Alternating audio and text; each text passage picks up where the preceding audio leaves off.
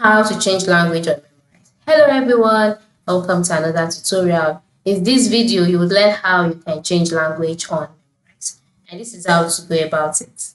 The first step is for you to log in into your account, just like I've done here. And once you are logged in, you'll be brought to your home page automatically. So on this page, move to the top left corner of the screen where you can see the country flag, all right, of the language that you're learning, and just click on it.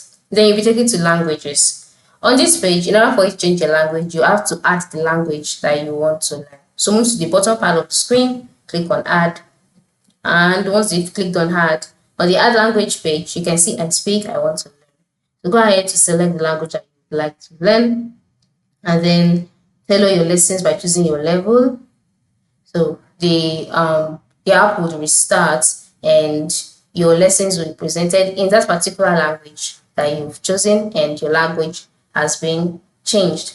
So this is how it works. This is how you can change language on Memrise. Thank you for watching and have a good day.